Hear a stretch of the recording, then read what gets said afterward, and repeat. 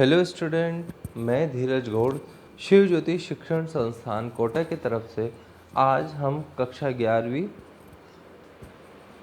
अध्याय 2 लेखा शास्त्र लेखांकन सिद्धांत लेखांकन के सैद्धांतिक आधार का अध्ययन करेंगे।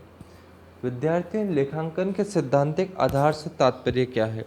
इस अध्याय को पढ़ने के पश्चात आप लेखांकन आधार, सिद्धांत एवं उनकी परिचालन एवं इसके पश्चात उन संकल्पनाओं के उद्देश्य एवं उसका विस्तारपूर्ण अध्ययन समझेंगे।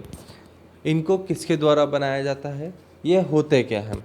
सर्वप्रथम हम लेखांकन सिद्धांतों की बात करेंगे तो लेखांकन सिद्धांत भारतवर्ष में the institute of chartered accountant of India यानी कि लेखा पद्धति को बनाने के लिए भारतवर्ष में केवल एक निकाय घोषित किया गया है। उस निकाय को हम ICAI के नाम से जानते हैं, यानी कि institute of chartered accountant of India द्वारा भारतवर्ष में लेखा मानक व लेखांकन सिद्धांतों को बनाया जाता है।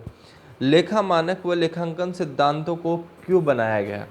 ताकि प्रत्येक व्यवसाय में एक समरूपता के तौर पर इन लेखांकन को अपनाया जा सके और इनसे व्यवसाय की प्रकृति व व्यवसाय के वित्तीय विवरण को अध्ययन किया जा सके। अगला पॉइंट है बेटा, सामान्यतः मान्य लेखांकन सिद्धांत यानी गैप। क्या होता है गैप? ICAI द्वारा लेखांकन अभिलेखों में समरूपता व एकरूपता लाने के लिए कुछ सिद्धांतों व नियमों का विकास किया गया है, जिन्हें पूरे देश में सभी लेखाकारों की सामान्य स्वीकृति प्राप्त है। इन नियमों को विभिन्न नामों जैसे सिद्धांत संकल्पना, परिपाटी, अवधारणा, परिकल्पना, संशोधक सिद्धांत आदि से जाना जाता है। गैप इसलिए सामान्य सिद्धांतों से गैप से तात्पर्य है वित्तीय विवरणों का लेखन व निर्माण व प्रस्तुतिकरण में एक रूपता लाने के उद्देश्य से प्रयुक्त उन सभी नियमों व निर्देशक क्रियाओं से है जिनका प्रयोग व्यवसाय के लेन देनों के अभिलेखन व प्रस्तुतिकरण के लिए किया जाता है, उसे गैप कहा जाता है। अर्थात आपको गैप का एक तो पूरा नाम जनरली एक्सेप्टेड अकाउंटिंग प्रिंसिपल यानी कि सामान्यतः मान्य लेखांकन सिद्धांत, यह याद रखना है। और गैप का मतलब या गैप क्यों है? गैप इसलिए है ताकि प्रत्येक व्यवसायिक इकाई में लेखांकन मान्यताओं को एक समान अपनाया जा सके, ताकि हम उनमें एक रूपता ला सकें। आइए अब हम समझते हैं आधारभूत लेखांकन संकल्पनाएं। हमने पिछले अध्याय में भी आधारभूत लेखांकन संकल्पनाओं के बारे में एक संक्षिप्त विवरण लिया था।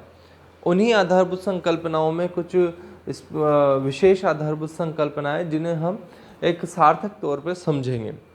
पहली आधारभूत संकल्पना है व्यापारिक इकाई। व्यापारिक इकाई संकल्पना हमने पिछले अध्याय में पढ़ा है। व्यापारिक इकाई संकल्पना क्या कहती है? व्यवसाय एवं व्यवसाय दोनों का पृथक पृथक अस्तित्व माना गया है, अर्थात दोनों ही लेखा अवधि में अलग अलग माने गए हैं। इसी आधार पर लेखांकन में व्यवसाय के लेखे लिखे जाते हैं, ना कि व्यवसायिक के। अगली इकाई है हमारी मुद्रा मापन संकल्पना।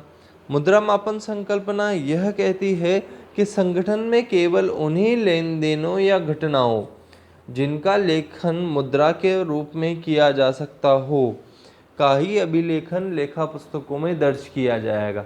अर्थात उदाहरण के तौर पर अगर हम समझें कि आपने किसी को माल बेचा, हम इसके अभिलेखन तभी कर सकते हैं जब इसमें एक मुद्रा का निवेश हो।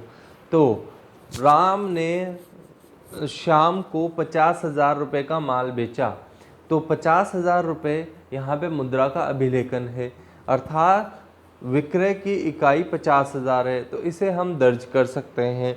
जब तक लेन देन में मुद्रा की इकाई का समावेश नहीं होगा तब तक हम लेन देन को अभिलेखन यानी कि लेखा पुस्तकों में दर्ज नहीं कर सकते हैं। मुद्रा माप संकल्पना का एक महत्वपूर्ण पक्ष होता है प्रबंध की नियुक्ति, क्योंकि इसमें लेखा ये व्यवसाय से संबंधित है, प्रबंधक की नियुक्ति व्यवसाय से संबंधित घटना है, परंतु इसका लेखा हम नहीं कर सकते हैं। क्यों नहीं कर सकते हैं? क्योंकि इसमें मुद्रा का समावेश नहीं है। संगठन के मानव संसाधनों की योग्यता, यानी कि जो जितने भी आपके पास कर्मचारी हैं उनकी परिपक्वता, उनकी योग्यता को आप कभी भी अपनी लेखा पुस्तकों में दर्ज नहीं कर सकते हैं कि वो कितने ईमानदार हैं, क्योंकि इनका मुद्रा में योग नहीं होता है। सतत व्यापार संकल्पना, यह एक महत्वपूर्ण संकल्पना है। इस संकल्पना के अनुसार ऐसा माना जाता है कि व्यवसाय लंबे समय तक चलेगा, परंतु यह नहीं कहा जा सकता है कि कितने लंबे समय तक चलेगा। यह भी ध्यान रखें। हम इस मान्यता को, इसी मान्यता के आधार पर हम संपत्तियों का अभिलेखन पुस्तकों में करते हैं, यानी कि व्यवसाय की जितनी भी संपत्तियां हैं उन्हें ऐतिहासिक लागत पर इसीलिए दर्ज किया जाता है और उन्हें इसीलिए लंबे समय तक के लिए दर्ज किया जाता है क्योंकि हमें पता है कि वह संपत्ति अभी कुछ साल और चलेगी, तो वह कुछ साल और चलेगी, इसके पीछे इस मान्यता का आधार है। सतत व्यापार संकल्पना, यह मान्यता है कहती है कि हमारा व्यवसाय अभी कुछ साल और चलेगा, परंतु कितने साल चलेगा यह कहना संभव नहीं है। तो हम एग्जाम्पल लेते हैं, यानी उदाहरण लेते हैं। हमने एक कंप्यूटर खरीदा, उसकी लागत 50,000 है। 50,000 रुपये अब और एवं उसका जीवन काल 5 वर्ष माना गया है, तो यह 5 वर्ष उसके जीवन काल है। तो 50,000 रुपये हमने गत 5 वर्षों के लिए खर्च किए हैं, न कि सिर्फ क्रय वर्ष के लिए वो 50,000 रुपये खर्च हुए हैं। इसीलिए उसे हम 5 सालों तक अभिलेखित करेंगे। आगम मान्यता संकल्पना, यह संकल्पना यह कहती है कि आगम को लेखा पुस्तकों में तब तक अभिलिखित नहीं करना चाहिए जब तक वह वास्तविक रूप में प्राप्त न हो जाए अथवा देय न हो जाए।